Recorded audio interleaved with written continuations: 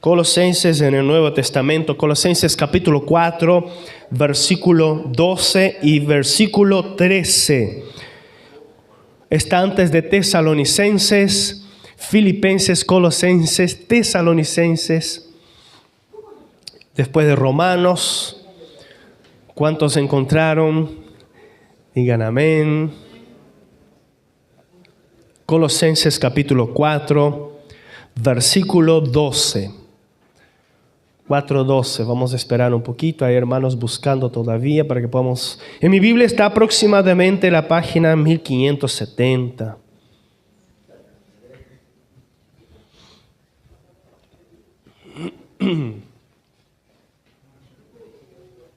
Colosenses 4:12. Vamos a leer juntos, dice lo siguiente. Os saluda Epafras, el cual es uno de vosotros, siervo de Cristo, siempre rogando encarecidamente por vosotros en sus oraciones, para que estéis firmes, perfectos y completos en todo lo que Dios quiere. Vamos a repetir estas tres palabras: firmes, perfectos y completos. El 13, porque de Él doy testimonio de que tiene gran solicitud por vosotros y por los que están en la Odisea, los que están en Hierápolis. Hasta aquí nomás. Padre, gracias te damos por tu palabra. Bendice a cada corazón en el nombre de Jesús. Bendice, tu palabra es la verdad, tu palabra nos da vida. Gracias te damos. Amén y amén. Tome asiento, amada iglesia. Palabra de Dios para nuestras vidas en esta oportunidad. Vamos a hablar sobre el contexto de Colosenses. Colosenses, aquí Pablo estaba escribiendo esta carta desde la prisión. Es una de las cartas conocidas como las cartas de la prisión, que cuando Pablo estaba preso en Roma, allí en su domicilio quedó por aproximadamente 2 años preso en Roma, donde le escribió allí Efesios, Filipenses, Colosenses y por último escribió también Filemón, donde allí habla Timoteo para que pueda recibir a Onésimo, su esclavo fugitivo, que huyó, que ahora se convirtió, encontró a Pablo allá en Roma y ahora Pablo lo está mandando de vuelta. Huyó como esclavo y ahora vuelve como hermano en Cristo Jesús.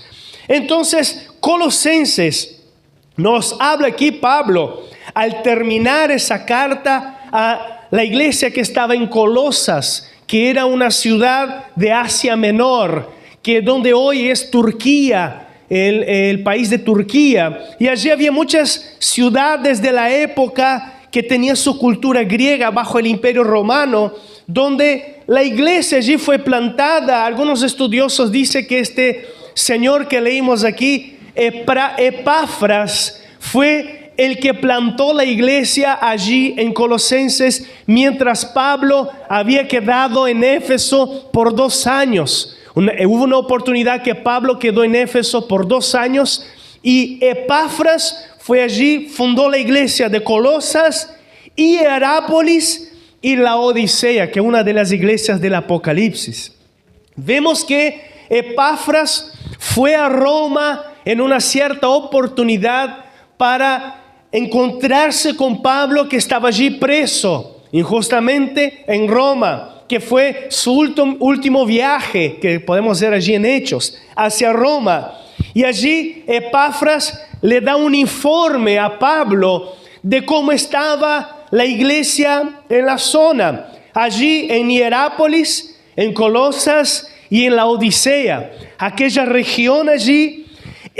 Cuando Epafras le da este informe a Pablo de cómo estaba la iglesia, de lo que estaba pasando allí, Pablo comienza a escribir, inspirado por el Espíritu Santo, esta carta de Colosenses para reafirmar la divinidad de Cristo en el corazón de aquellos hermanos y también para decir que el Evangelio la doctrina de los apóstoles era un evangelio suficiente, el evangelio de la cruz, el evangelio de la salvación. Ahora, ¿por qué estoy hablando de Epafras? Estoy hablando de Colosas, porque cuando Pablo termina aquí la carta, él comienza a escribir los saludos de quienes estaban con él. En el versículo 15, tú puedes ver allí, el 14, os saluda Lucas, el médico amado, y Demas, y allí sigue los saludos para la iglesia de Colosas.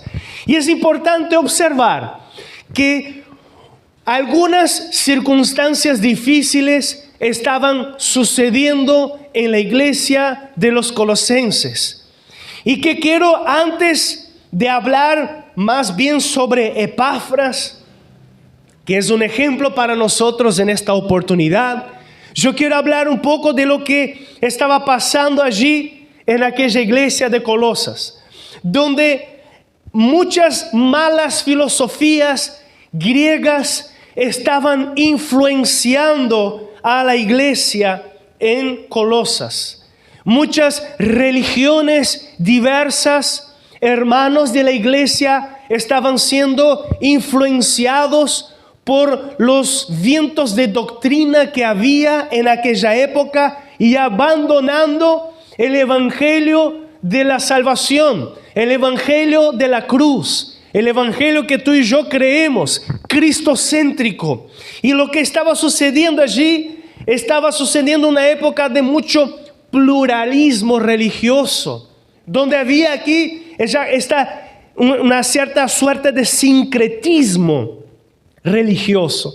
Y sincretismo religioso, esta palabra nos habla de una mezcla de doctrinas. El sincretismo religioso es cuando nosotros que somos cristianos incorporamos al cristianismo algunas doctrinas, algunas costumbres de otras religiones, y eso se vuelve una ensalada de muchas filosofías que nada más y nada menos son de costumbres humanas que no llevan a lugar ninguno. Y esto, hermanos, quiero decirte que la soberanía de Jesús, cuando sucede el sincretismo, ya cambiando las palabras de aquí, el sincretismo religioso, Jesucristo se vuelve irrelevante en el corazón de las personas que se desvían del evangelio verdadero. O sea, las personas pueden decir, sí, yo amo a Dios, yo amo a Jesús, pero cree en el horóscopo, pero cree en la patita de conejo, pero cree en la herradura atrás de la puerta, pero todavía tiene aquella imagen de idolatría en su casa, pero todavía ora a aquel santo que está en su casa, pero todavía comparte la gloria de Jesús con otra filosofía, con otra idea, con otra doctrina que no tiene nada que ver con la sana doctrina del evangelio. Y era eso lo que estaba sucediendo en Colosenses, porque allí, nótese que desde aquel tiempo ya estaba sucediendo eso. Imagínate en los días de hoy, si tú y yo tenemos que permanecernos firmes con la palabra de Dios y con el evangelio santo de nuestro Señor Jesús. La iglesia estaba entrando en algunas herejías, en algunas prácticas y mezclas de ocultismo pagano, de legalismo judío, y mezclado allí con el gnosticismo. Y el gnosticismo niega a Cristo, niega al evangelio que nosotros creemos, porque habla de la autosuficiencia del conocimiento humano, que la salvación es lograda a través de cuanto más conocemos, cuanto más pesquisamos, es más donde vamos a sernos puros y vamos a redimirnos. Hermanos, entiende lo que yo quiero decirte, lo que estaba pasando y lo que tú y yo tenemos que tomar cuidado en los días de hoy, en una época que vivimos donde la información ella es muy rápida y ella está en acceso a todas las personas.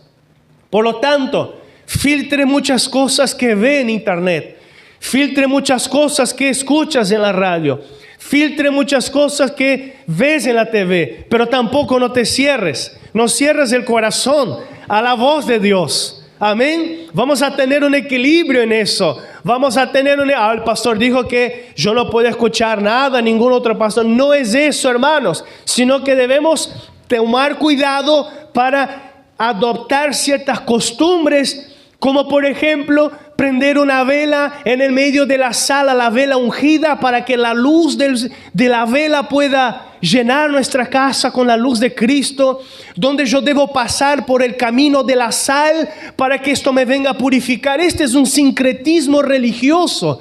Estos son culturas de otras religiones incorporadas al cristianismo que no tienen nada que ver, porque la luz de Jesús está en nuestro corazón, y a través de una iglesia que está llena del Espíritu Santo, la luz de Cristo brilla en nuestro hogar. Y la sangre de Jesús nos purifica de todo pecado. No necesito sal, solo Jesús me purifica a través de la fe y de mi oración con Él. Amén. Este es el evangelio que creemos, hermanos. Este es el evangelio de la salvación. Yo anoté muchas cosas acá para no olvidar. Perdón. Muchas creencias, tradiciones. Por ejemplo, el Halloween, que no tiene nada que ver. Cuidado con este fin de mes, donde muchos se van a disfrazar, los niños se van a disfrazar de Halloween, de monstruo, donde allí la iglesia de la Edad Media allí incorporó de una cultura celta de los difuntos para que la iglesia pudiera celebrar, y eso está equivocado, porque Dios es el Dios de la vida y no de la muerte. Gracias, hermano. Entonces, cuando nosotros celebramos a Cristo Jesús, celebramos al dador de la vida. Amén. Amén. Y yo quiero animarte, amada iglesia.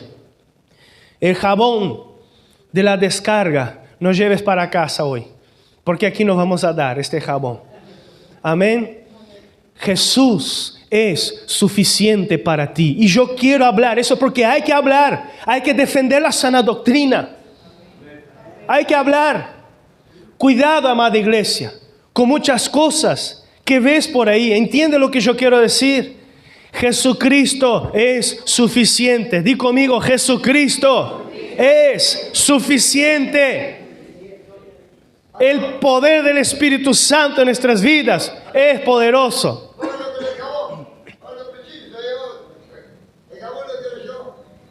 Jesucristo es el jabón, ¿no? Amén. Por eso, hermanos, cuando nosotros hablamos de meditaciones, canalización de energías, acá en Artigas que tenemos las piedras de amatista, donde muchos toman por el lado místico de purificación, coloca allí un cristal en el centro de la mesa, la herradura de caballo, sin contar, hermanos, que muchas iglesias cristianas están judaizando al cristianismo. Debemos entender también que nuestro cristianismo tiene cuna el judaísmo. Ponga mucha atención en lo que yo les voy a decir. El cristianismo tiene cuna en el judaísmo. Jesús fue un judío, los discípulos fueron de la época judíos, pero no debemos incorporar en la iglesia culturas judaizantes donde quita la dispensación de la gracia y colocamos la ley y leyes que imponen cargas en los corazones y en la vida de las personas. Hermanos, si celebramos la Pascua, los judíos también celebran la Pascua, pero nuestra Pascua es la salvación, la muerte y resurrección de Jesús.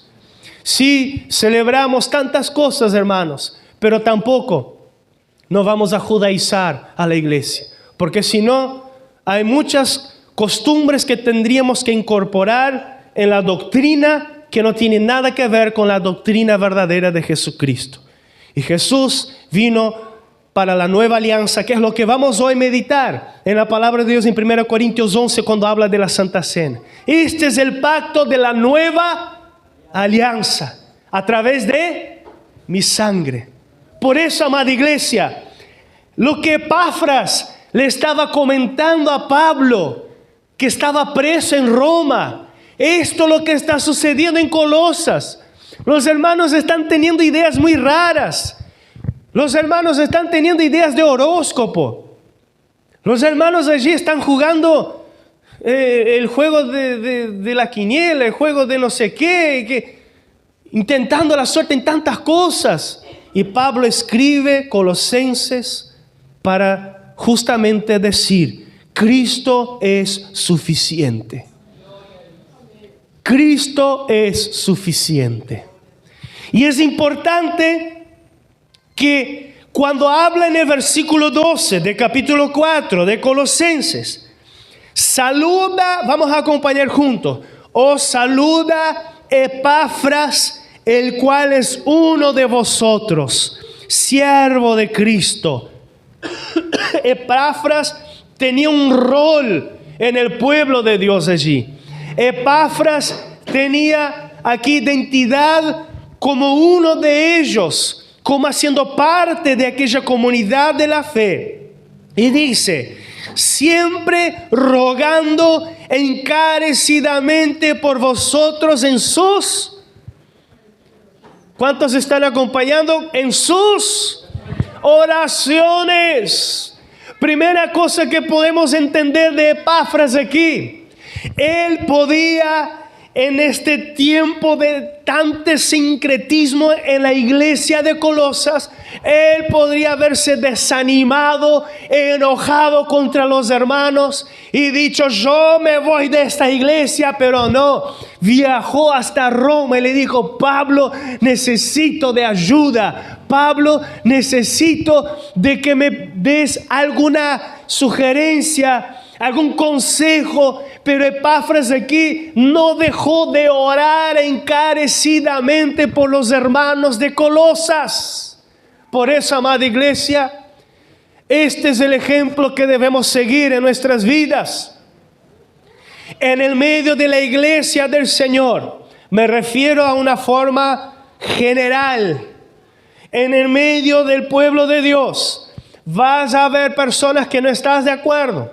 Vas a estar cerca de personas que quizás no estés de acuerdo con su partido político, con su cuadro de fútbol, con su manera de pensar. Pero debemos orar los unos por los otros.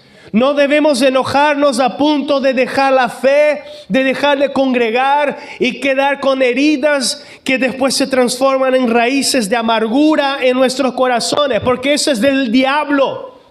Mira al hermano que está a tu lado, hermano, y le diga: hermano o hermana, no dejes crear raíces de amargura en tu corazón, porque es del diablo. ¿A cuántos le gusta el diablo? Dios nos libre. Pero la obra de las tinieblas puede ser visible en un corazón que no perdona, en un corazón que no sabe caminar junto, en un corazón que, aparte de las diferencias que tengamos, podamos caminar juntos hacia la gloria de la salvación eterna. Y eso es lo que estoy hablando, hermanos, es muy importante. ¿Por qué? ¿Cómo? Eso yo puedo decir porque estamos en la frontera. Todos estamos hartos de saber que Jesús nos perdona si nosotros perdonamos a nuestro prójimo. ¿Qué dice la oración de Padre Nuestro? Todos conocemos. Por eso, amada iglesia, es tiempo de interceder. Porque Epafras no oraba solo por lo personal, pero también por su comunidad de la fe. Epafras amaba a aquellos hermanos que estaban siendo engañados por tantas falsas doctrinas que se estaban incorporando dentro de la iglesia. Incluso ante aquella dificultad del sincretismo religioso, él podría haberse desanimado y desistido de esta iglesia. Y en un mundo distraído en que vivimos, amada iglesia, la oración queda por último. En un mundo de inmediatismo, la oración de intercesión es lo último. Y muchas veces nos preocupamos solamente en pedir oración y orar por nosotros, y no está mal. Ahora los hermanos que piden oración, no malinterpreten, tenemos que pedir cuanto podamos, pida oración. Porque ¿cómo vamos a saber que tú estás necesitando de oración?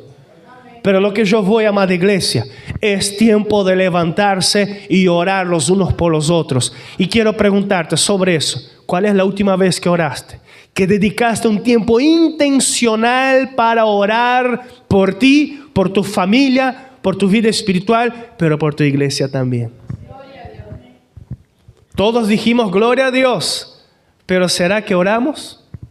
¿Cuál es tu respuesta? Y mi respuesta, esta palabra es para mí, es para nosotros. Y quizás tú puedas estar medio incómodo en tu silla, y es para estar mismo, yo también estoy. Y es así la palabra de Dios. Es para corregirnos.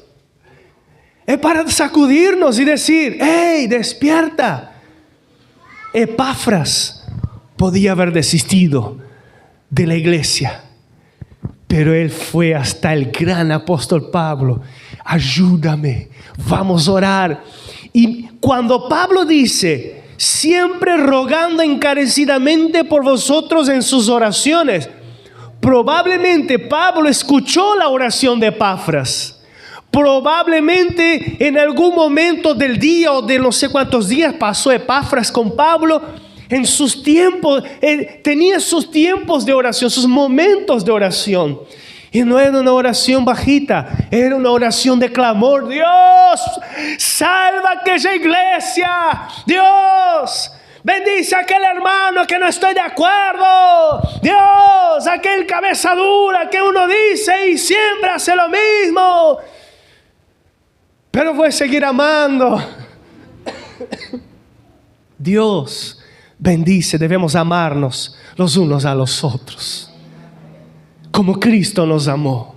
Y vamos a hablar de eso ahora. ¿Sabes por qué? Debemos orar intencionalmente, amén. Y acá dice en el versículo 12, para que estéis firmes, ¿qué más? Perfectos y completos en todo lo que Dios quiere. ¿Y qué quiere decir eso? Firmes. La oración de Epafras es para que los hermanos de Colosas pudieran estar firmes. Mi oración es para que mis hermanos puedan estar firmes.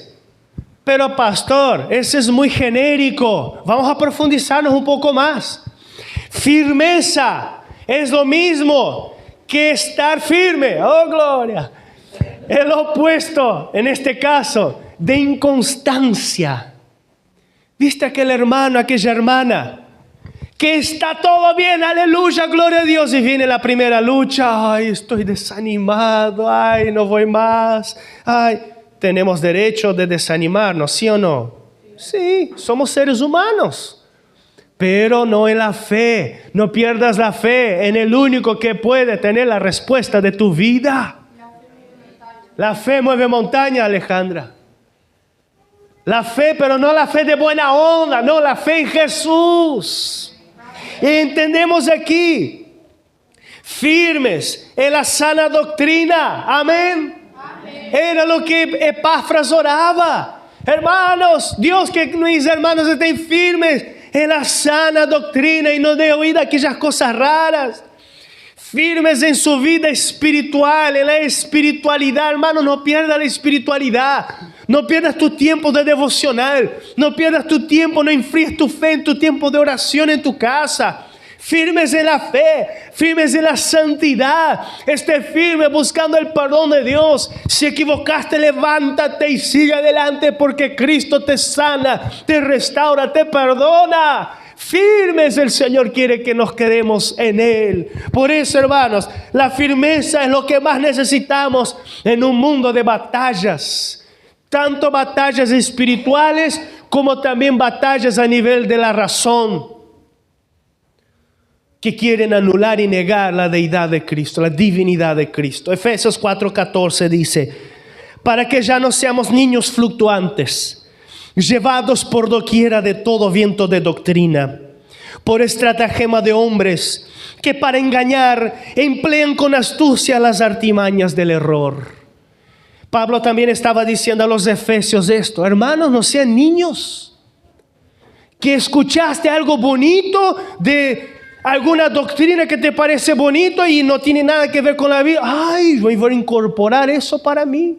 Voy a adoptar eso, capaz que la palabra incorporar, pero voy a adoptar eso para mi vida. No. Santiago 1:6, pero pida con fe, no dudando nada.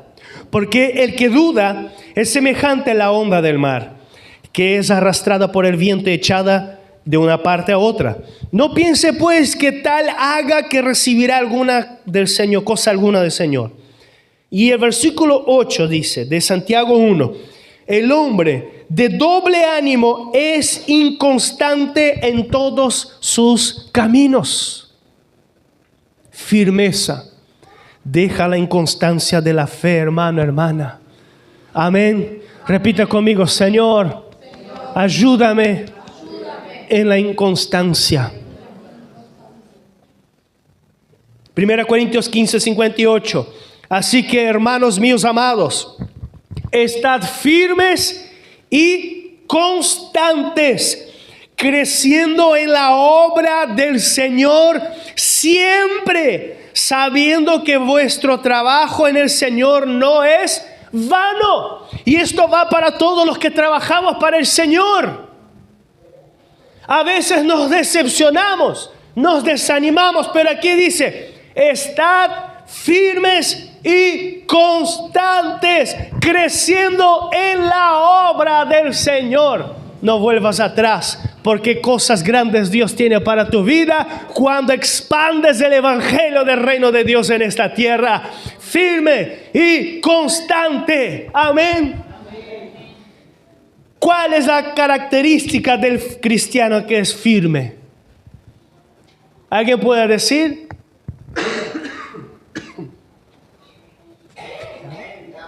La fe. Sin fe no podemos nada, ratón. ¿Qué más? ¿Qué más? Firmes en la fe. Perseverancia.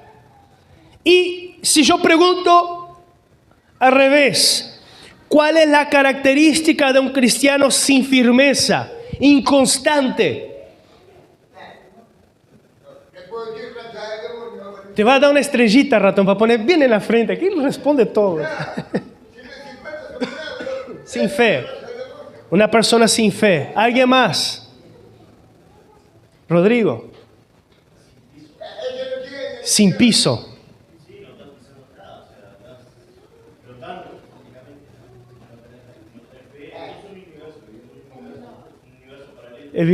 ¿Cómo vivir una ignorancia sin piso? Buena definición, muy buena definición. Ah, si no tiene fe, el diablo le da, dice Alejandro. Y es así, es así. Hermano, hermana, repita conmigo: firmeza es lo que Dios quiere para mi vida. Amén. Podemos estar desanimados, sin ganas de venir a la iglesia, hermanos. Y esto quiero decirte que es normal, ¿verdad? O sin ganas de orar, es normal. Pero haga tu esfuerzo, porque todo vuestro trabajo en el Señor no es vano. Ahora quiero preguntar, estoy hablando de congregar, ¿no? Pero quiero preguntar, ¿cuántos aquí en alguna circunstancia no tuvieron ganas de venir a la casa de Dios, pudiendo venir. Hay personas que no pueden por motivos de salud y todo lo demás. Pero personas que no tuvieron ganas de venir a la iglesia y vinieron y salieron de aquí renovados. ¿A cuántos ya les pasó eso? Es cierto, ¿verdad? Todos, hermanos, tenemos. Perfectos es la segunda cosa. Dice, amén. Dice así, firmes, perfectos y completos. Y perfectos. En Mateo 5:48 dice, sed pues vosotros perfectos como nuestro Padre que está en los cielos es perfecto. Pero ahora, hermanos, ¿cuántos aquí son perfectos? Estamos en el horno, no somos perfectos. Porque por nuestras propias fuerzas no podemos ser impecables delante de Dios. No podemos ser semejantes a Cristo en su perfección, pero en carácter, en santidad, en tantas otras cosas. Pero aquí, el Señor Jesús en el contexto de Mateo 5 está hablando de que debemos tener amor y amar hasta nuestros enemigos. Jesús allí en algún momento dice, amar a vuestros amigos es muy fácil. Quien los ama es muy fácil. Pero amad a vuestros enemigos. O sea, en otras palabras, amad a los que te odien. Amén. ¿A quién tú no vas? No sé cómo se dice la expresión en español. Miramos el Chavo del 8, pero tú no ves con mi cara. ¿No? Por eso, amada iglesia. En Filipenses 1:6 dice, estando persuadido de esto, que el que comenzó en vosotros la buena obra la perfeccionará hasta el día de Cristo Jesús. 2 Corintios 3:18, por tanto nosotros todos mirando a cara descubierta, como en un espejo la gloria del Señor, somos transformados de gloria en gloria, en la misma imagen como por el Espíritu del Señor. No somos perfectos en nuestra propia razón, en nuestras propias fuerzas, pero Cristo Jesús a través de la cruz, el perfecto, Él nos perfecciona porque Él pagó el precio por nosotros. Por eso, firmes, perfectos. ¿Y cómo podemos ser perfectos? Amando. Amando. Amén. Y por último, completos o decididos a cumplir la voluntad de Dios. Amén. Firmes, perfectos y decididos en cumplir la voluntad de Dios. Parece algo muy difícil. Parece algo difícil hacer la voluntad de Dios. Pero nosotros debemos hacer su voluntad. Parece una carga, pero Cristo Jesús venció en la cruz por nosotros. Amén. Quiero decirte, amada iglesia, que no es por emoción, es por decisión. Decide obedecer la palabra de Dios. No os conforméis con este siglo, sino transformaos por medio de la renovación de vuestro entendimiento, para que comprobéis cuál sea la buena voluntad de Dios, agradable y perfecta. Vamos a orar. Yo quiero invitarte a colocarte de pie para orar juntos. ¿Cuál es la voluntad de Dios para tu vida, amada iglesia? ¿Cuál es la voluntad? Pregúntate a ti mismo en este momento. ¿Cuál es la voluntad de Dios para mi vida? ¿Cuál es lo que Dios ha hablado a mi corazón con esta palabra? Recuerda, Epafras, quizás un nombre que nunca escuchaste hablar en la Biblia. Epafras, un hombre que tendría 1000 razones para dejar de seguir la iglesia de Colosas, para dejar de estar allí, pero decidió orar y buscar ayuda para aquel pueblo necesitado. Si tú y yo tendremos que orar por nuestros hermanos, por nuestra comunidad de la fe, no vuelvas atrás. Cristo te llama para orar, para tener una vida de oración. Perfectos, ora por tu vida y por tus hermanos, para que ellos sean firmes, para que ellos permanezcan firmes en la doctrina, en la fe. Ore por tus hermanos y por ti mismo, para que seamos perfectos. Y perfección, hermanos, no habla de nuestras propias razones. Habla de la confianza en que Cristo, el perfecto, murió en nuestro lugar. Habla también, ora, para que podamos estar decididos en seguir y obedecer a Cristo. Padre eterno, te alabamos, te glorificamos por tu gloria, por tu amor, por tu gracia y misericordia en nuestras vidas. Señor, al ver tu palabra, al escuchar tu voz, al ver tu gloria, Señor, a través de esta palabra, nos examinamos a nosotros mismos y te pedimos, ten misericordia de nosotros. Nuestra vida de oración, nuestra vida, Señor Jesús, de oración necesita ser perfeccionada en Cristo Jesús. Señor, bendice mi corazón, que yo pueda dedicar intencionalmente mi oración, mi tiempo de oración a ti, mi tiempo con Dios, así como Epafras se dedicaba en orar por sus hermanos.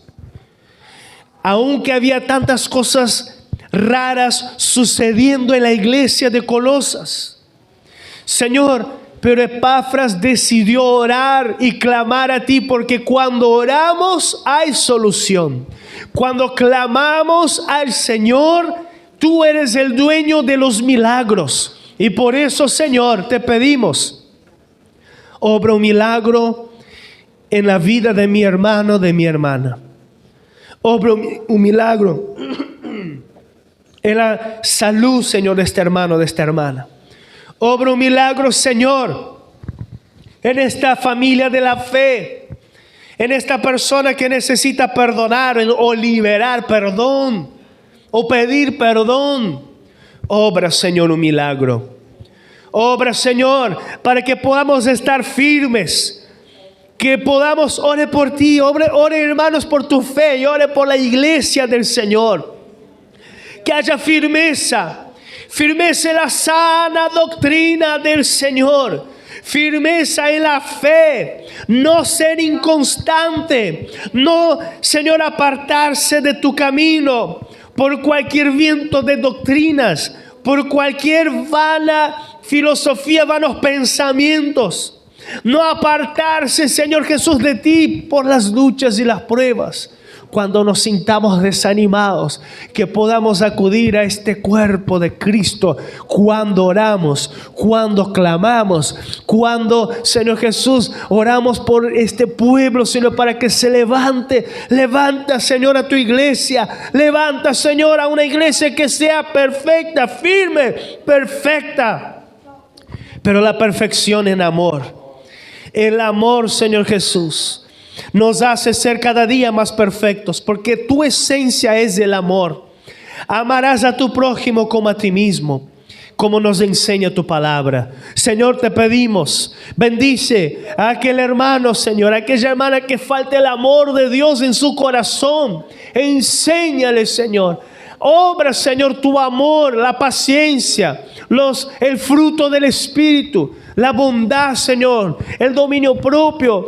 Señor Jesús, bendice esta vida, Dios eterno, que pueda amar a aquella persona con lo cual tiene alguna cosa en contra, porque tu esencia es el amor. Tú nos amas, aún nosotros equivocándonos, cuando pedimos perdón, porque tenemos una alianza. Bendice, Señor, danos amor, danos más amor, Señor, los unos por los otros. Amar, Señor, a nuestro prójimo. Amar, Señor Jesús, a nuestros hermanos que caminamos en fe día a día, Señor. Y también, Dios, que podamos ser completos, decididos en cumplir la voluntad de Dios, que es la mejor decisión. Para eso somos discípulos, para eso somos iglesia. Bendice, Señor, a esta vida que hoy, Dios eterno, te pide perdón. Perdona el pecado de tu pueblo, Señor. Que podamos, Dios eterno, seguir a Cristo y nadie más. Que podamos seguir al verdadero al camino, la verdad y la vida, a Cristo Jesús, que venció por nosotros. Señor, ayúdanos. Ayúdanos a hacer tu voluntad. Y tu voluntad es que estemos en comunión. Es que confiemos en ti.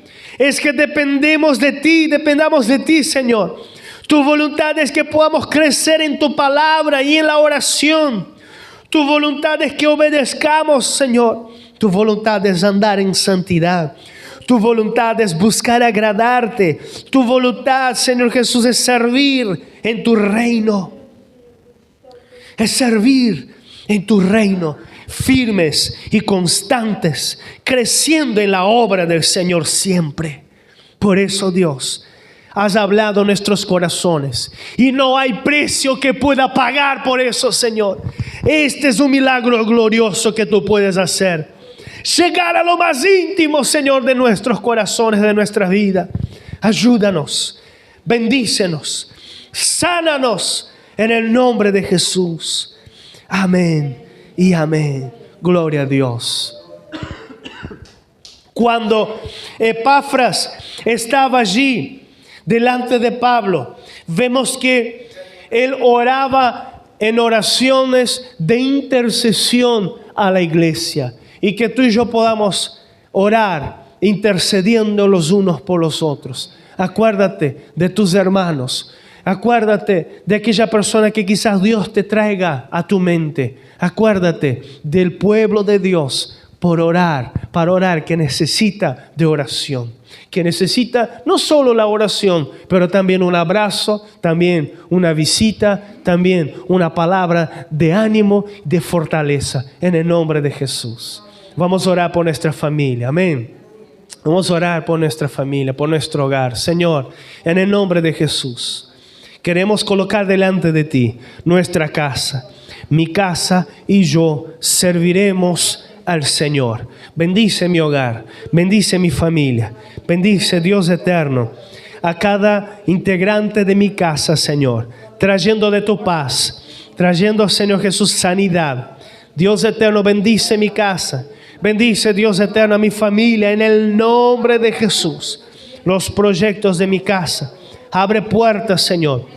Oramos con fe en ti, Señor, que tú puedes obrar un milagro financiero, un milagro en la salud, un milagro, Señor Jesús, en cada área de esta vida, en el nombre de Jesús. Gracias, Dios, te damos. Gracias te damos, Dios eterno. Bendice mi casa y yo serviremos al Señor. Amén. Y gracias a Dios. Amén. Que Dios bendiga nuestra casa en el nombre de Jesús. En el nombre de Jesús. Amén. Yo quiero invitar